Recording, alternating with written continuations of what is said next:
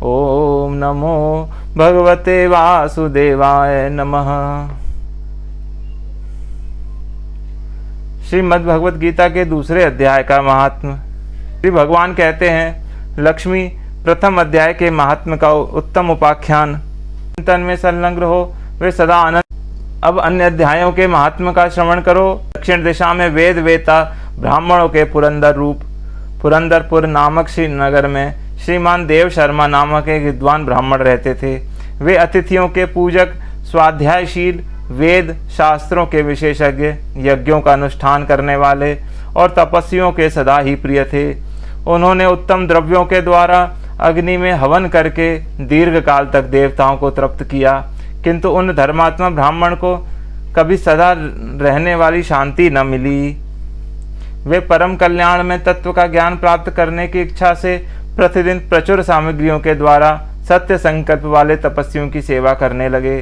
इस प्रकार शुभ आचरण करते हुए उन्हें बहुत समय व्यतीत हो गया। तदंतर एक दिन पृथ्वी पर उनके समक्ष एक त्यागी महात्मा प्रकट हुए। वे पूर्ण अनुभवी, आकांक्षा रहित, नासिका के अग्रभाग पर दृष्टि रखने वाले और शांत चित्त थे। निरंतर परमात्मा के चिंतन में संलग्न हो वे सदा आनंद विभोर रहते थे। देव शर्मा ने उन नित्य संतुष्ट तपस्वी को शुद्ध भाव से प्रणाम किया और पूछा, महात्मन, मुझे शांतिमय स्थिति कैसे प्राप्त होगी? तब उन आत्मज्ञानी संत ने देव शर्मा को सौपुर नामक ग्राम के निवासी मित्रवान का, जो बकरियों का चरवाहा था, परिचय दिया और कहा वही तुम्हें उपदेश देगा। यह सुनकर देव शर्मा ने ब्राह्मण के महात्मा के चरणों की वंदना की और समृद्धशाली सौपुर ग्राम में पहुंचकर उसके उत्तर भाग में एक विशाल वन देखा। उसी वन में नदी के किनारे एक शिला पर मित्रवान बैठा था। उसके नेत्र आनंदित से निश्चल हो रहे थे। वह अपलक दृष्टि से देख रहा था। वह स्थान आसपास का स्वाभाविक वैर छोड़कर एकत्र हुए परस्पर विरोधी जंतुओं से घिरा था। वहां उद्यान में मंद मंद वायु चल रही थी। मृगों के झुंड शांत भाव से बैठे थे। मित्रवान दया से भरी अपनी आनंदमयी मनोहारिणी दृष्टि से पृथ्वी पर मानो अमृत छिड़क रहा था। इस रूप में उसे देखकर देव शर्मा का मन प्रसन्न हो गया। वे उत्सुक होकर बड़ी विनय के साथ मित्रवान के पास गए। मित्रवान ने भी अपने मस्तक को किंचित नवाकर देव शर्मा का सत्कार किया। तदंतर विद्वान विदेव शर्मा अनन्य चित्त से मित्रवान के समीप गए और जब उनके ध्यान का समय समाप्त हो गया, उस समय उन्होंने अपने मन की बात पूछी।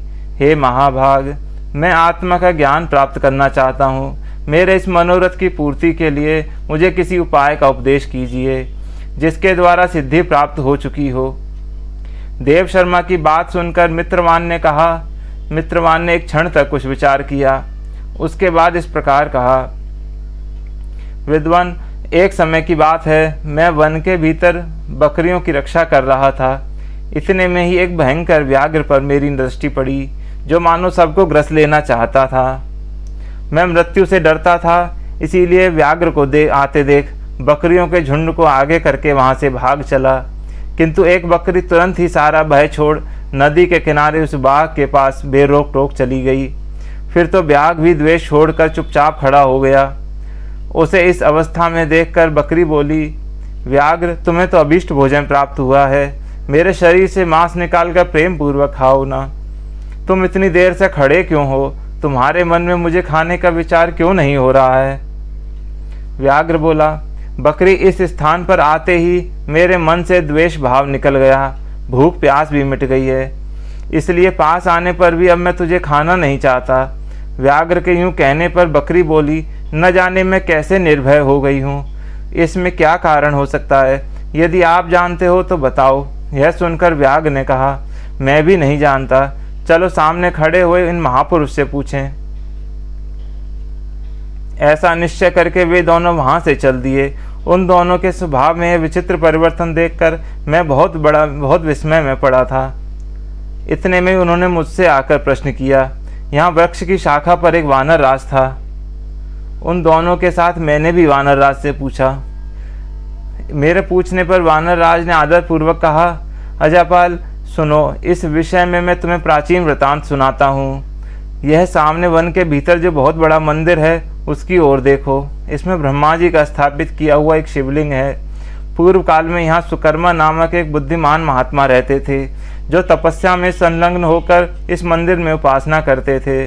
वे वन में फूलों का संग्रह कर लाते और नदी के जल से पूजनीय भगवान शंकर को स्नान कराकर उन्हीं की किया करते थे। इस प्रकार आराधना करते हुए कार्य करते हुए सुकर्मा यहाँ निवास करते थे। बहुत समय के बाद उनके समीप किसी अतिथि का आगमन हुआ। सुकर्मा ने भोजन के लिए फल लाकर अतिथि को अर्पण किया और कहा, विद्वान, मैं केवल तत्व ज्ञान की इच्छा से भगवान शंकर की आराधना करता हूँ। आज इस आराधना का फल परिपक्व होकर मुझे मिल गया, क्योंकि मैं इस समय आप जैसे महापुरुष ने मुझ पर अनुग्रह किया है। सुकर्मा के मधुर वचन सुनकर तपस्या के धनी महात्मा अतिथि को बड़ी प्रसन्नता हुई। उन्होंने एक शिलाखंड पर गीता के दूसरा अध्याय लिख दिया और ब्राह्मण को उसके पाठ एवं अभ्यास के लिए आज्ञा देते हुए कहा, ब्राह्मण, इससे तुम्हारा आत्मज्ञान संबंधी मनोरथ अपने आप सफल हो जाएगा। यूँ कहकर वे बुद्धिमान तपस्वी सुकर्मा के सामने ही उनके देखते देखते अंतर्ध्यान हो गए। सुकर्मा विस्मित होकर उनके आदेश के अनुसार निरंतर गीता के द्वितीय अध्याय का अभ्यास करने लगे। तदंतर दीर्घ काल के पश्चात अंतःकरण शुद्ध हो उन्हें आत्मज्ञान की प्राप्ति हुई। फिर वे जहाँ जहाँ गए वहाँ का तपोवन शांत हो गया। उसमें शीत, उष्ण, राग, द्वेष आदि की बाधाएं दूर हो गईं। इतना ही नहीं, उन स्थानों में भूख प्यास का कष्ट भी जाता रहा, भय का सर्वथा भाव हो गया। यह सब द्वितीय अध्याय का जप करने वाले सुकर्मा ब्राह्मण की तपस्या का प्रभाव ही समझो। मित्रवान कहता है, वानर राज के यूं कहने पर मैं प्रसन्नतापूर्वक बकरी और बाघ के साथ उस मंदिर की ओर गया। वहां जाकर शिलाखंड पर लिखे हुए गीता के द्वितीय अध्याय को मैंने देखा और पढ़ा। उसी की आवृत्ति करने से मैंने तपस्या का पार पा लिया है। हे अतः भद्र पुरुष, तुम भी सदा द्वितीय अध्याय की आवृत्ति किया करो।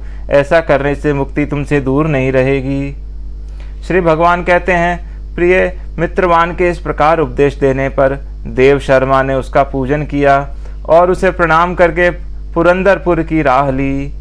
वहाँ किसी देवालय में पूर्वोक्त आत्मज्ञानी महात्मा को पाकर उन्होंने यह सारा वृत्तांत निवेदन किया और सबसे पहले उन्हीं से द्वितीय अध्याय को पढ़ा।